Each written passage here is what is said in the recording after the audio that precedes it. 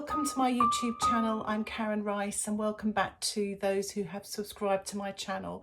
This is my regular Tuesday tips and techniques little corner where I just sort of home in on some particular watercolour techniques to try and assist and aid you in your watercolour painting.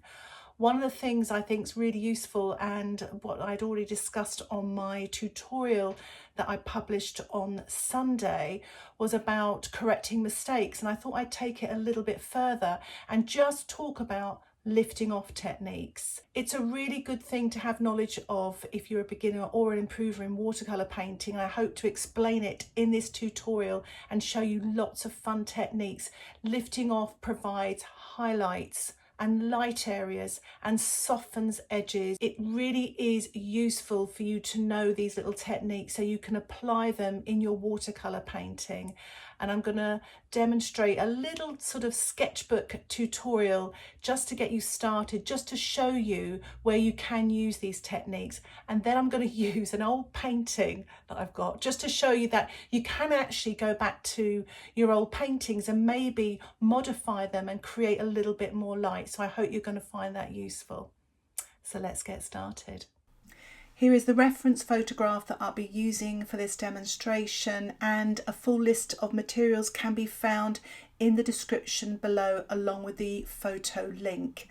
I'm using my little sketchbook here and I'm just sketching in a really simple outline for this little demonstration. I'm just keeping it simple, using this HB pencil to draw a very simple outline and just sort of being really relaxed because it is just in my sketchbook.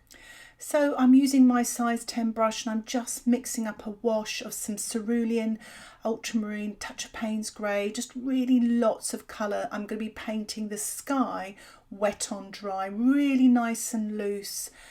No holding back here. It's just really to give myself some wet paint so I can show you these lifting off techniques. So I'm just carefully going down to the edge of the mountain there. Just keep loading your brush with plenty of paint and try not to go over the edge of the mountain. Don't worry if you do, but it's just playing here in our sketchbooks. Just diluted my brush there just to kind of put it that just at the bottom of the sky there so it looks paler as it goes towards the horizon to create depth in the painting.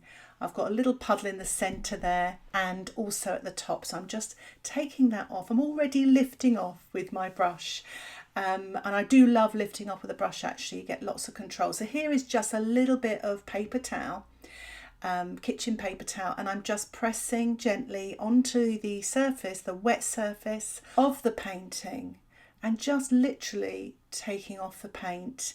And it's really great for painting or not painting, lifting off clouds.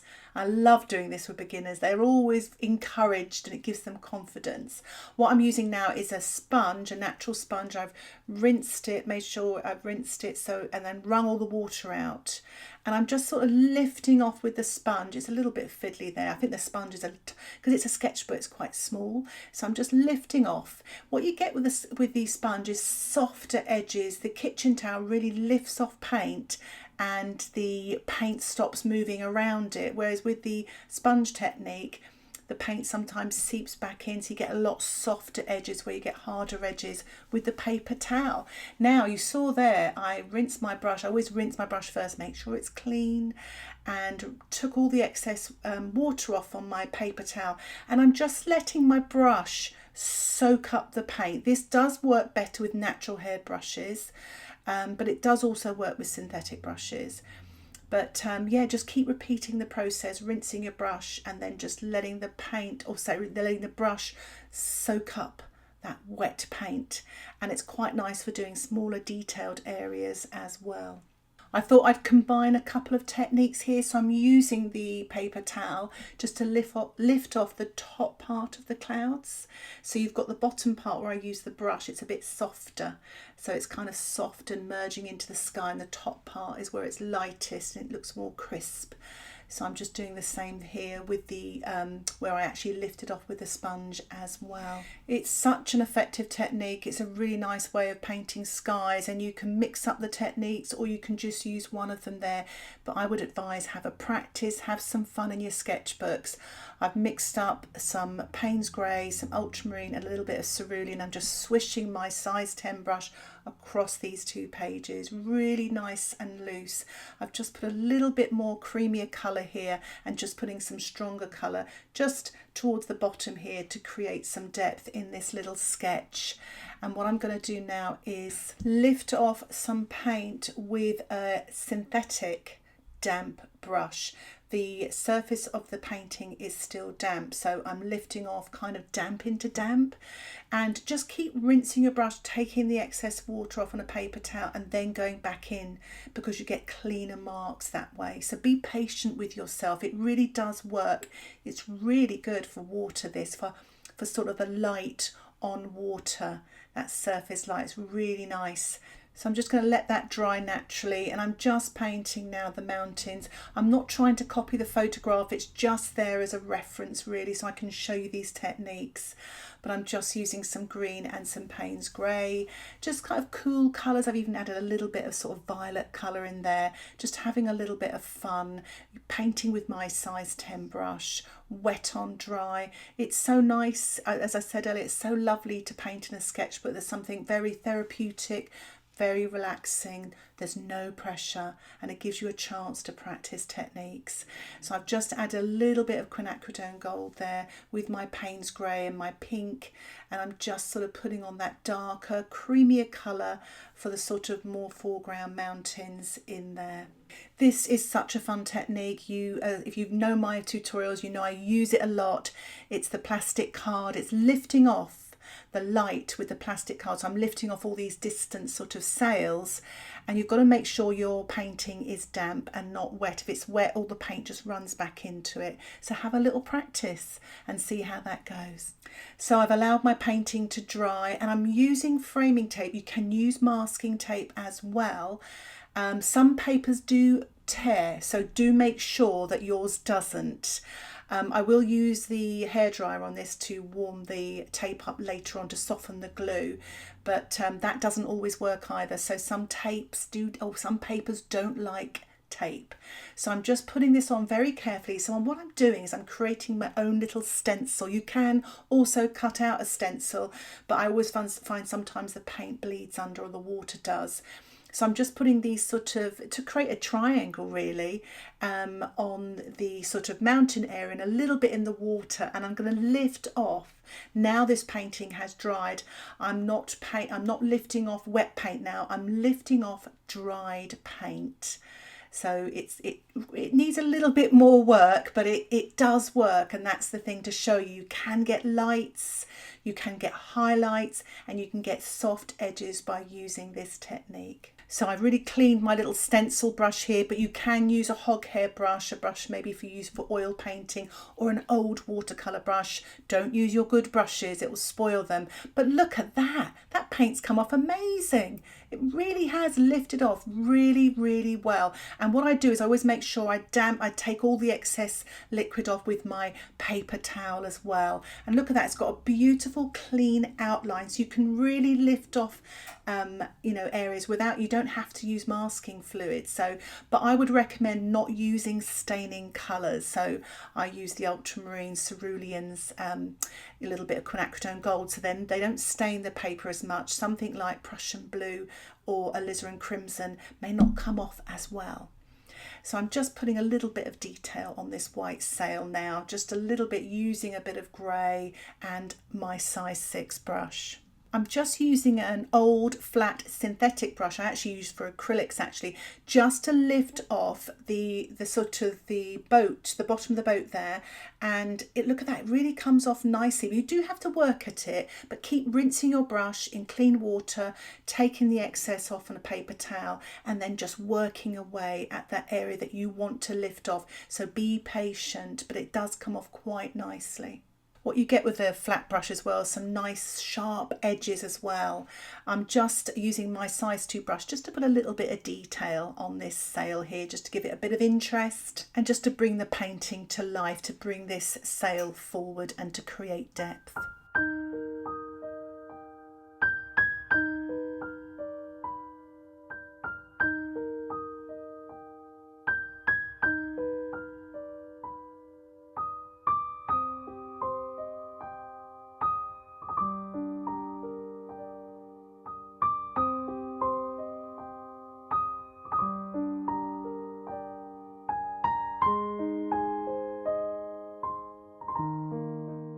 As you can see there, I'm just lifting off a little bit more on the white sails that I'd lifted off with my plastic card, just to give a little bit more highlights on there, and taking a little bit more light off, or highlights on the water as well, just swishing my paper towel along.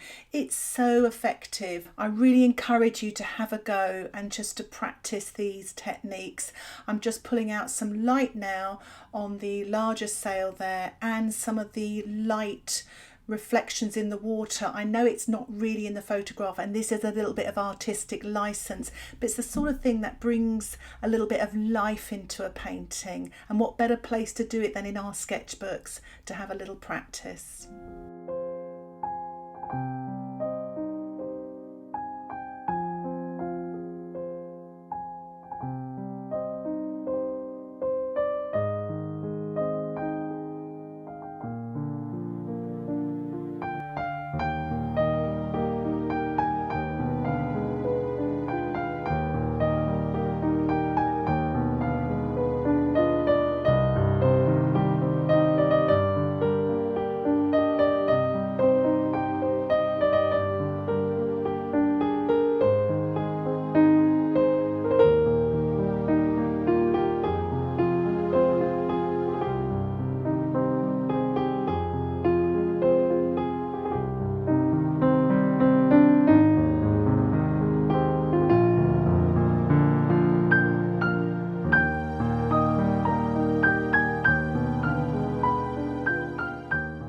I think I got really carried away lifting off there.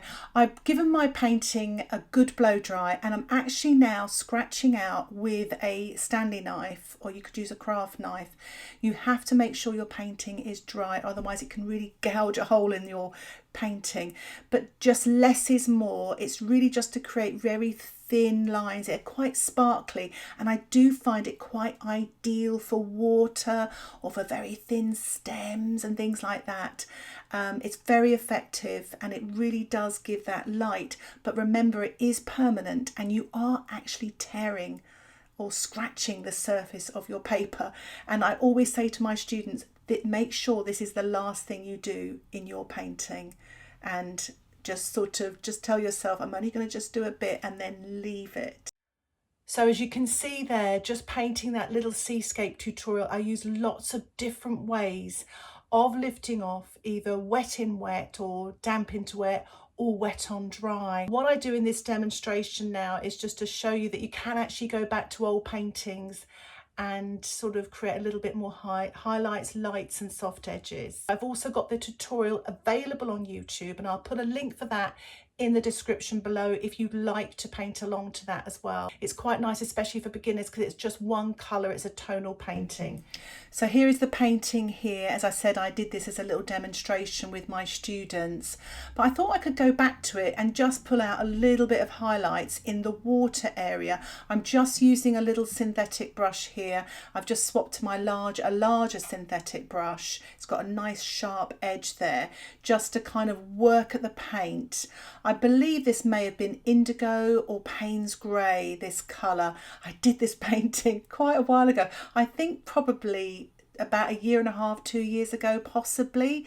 The demonstration I've got on YouTube is younger than this demonstration here that I did for my students. But I'm just working at the water here to try and get some highlights in the water, just really work at it and then press with your kitchen towel.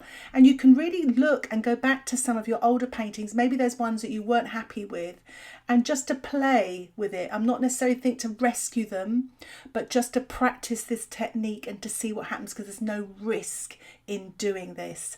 So and it's just sort of, I don't know, I think you do more when you're sort of willing to take more risks, because it doesn't matter, there's nothing bad's going to happen because it's just an old painting. So I'm just lifting off a little bit here in the sort of bottom right hand corner, because I thought this area was very dark and it was drawing my eye down there. So I've just, look at that, there's all that paint that's come off on the kitchen towel. So it's amazing how much paint you can lift off on watercolour, because watercolour isn't permanent, so we can remove it. That leads to other problems as well, because sometimes that's why the painting gets muddy, because when we're painting the next layer and we're overworking, it wakes up the layer underneath, and that's where you get a little bit of mud as well, and those horrible back runs and stuff like that. So I'm using my stencil brush now. It's really effective. Look at that. That really has lifted off that paint. So I love my stencil brush is getting very worn out. I will put a link for this brush in the description below. But just, you know, just any little stencil brush. This is called Woolly's Wonder Brush. I bought it a few years ago, but any sort of hog hair brush will work as well.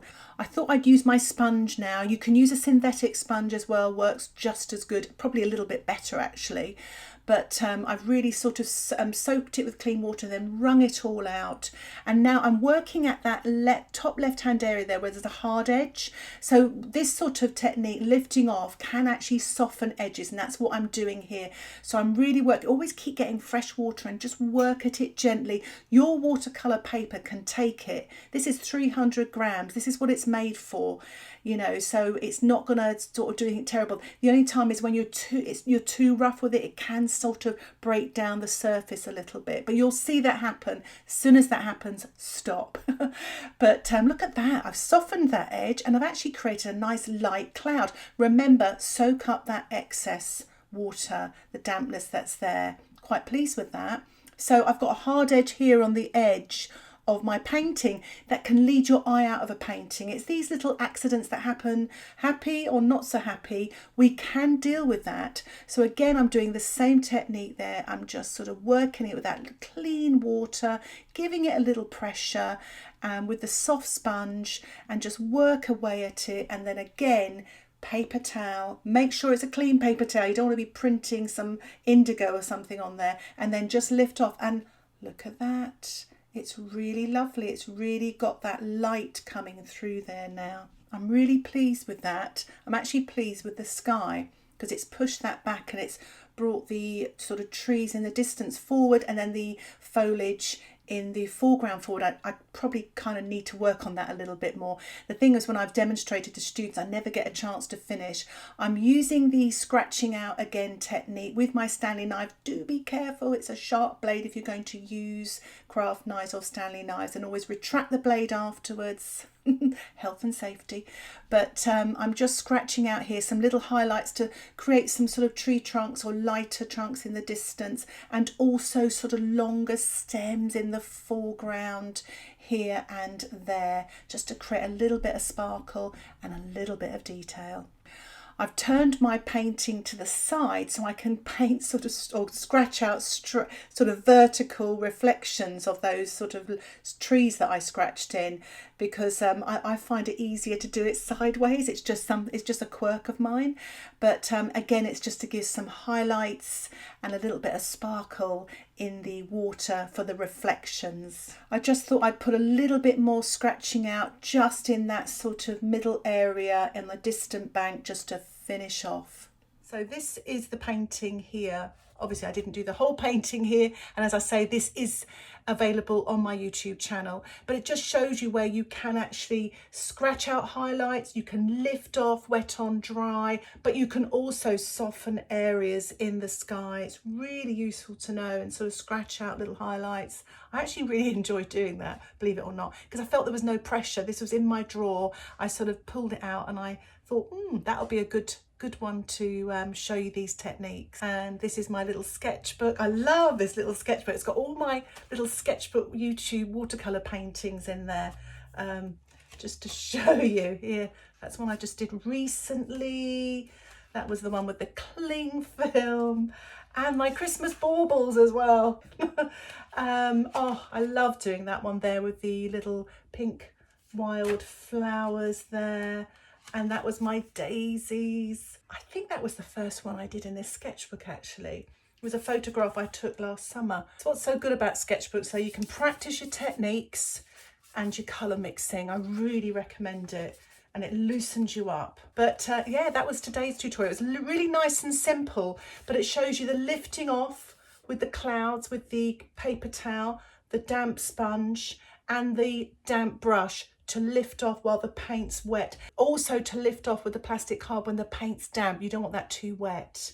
And it was quite nice actually with these colours because they were very easy to lift off later on once it was dry as well. I really hope these techniques help you in your future paintings as well. If you have any tips about how to lift off, I would love to hear from you. I will have a question in the comments section below from me pinned, so you can all share your tips with everyone else and it's all in the same place, so easier to find. If you like this tutorial and you'd like to watch similar tutorials to this, don't forget to subscribe if you haven't already to my YouTube channel. Thank you so much for all of your support, all of your lovely comments. Happy painting. Bye for now.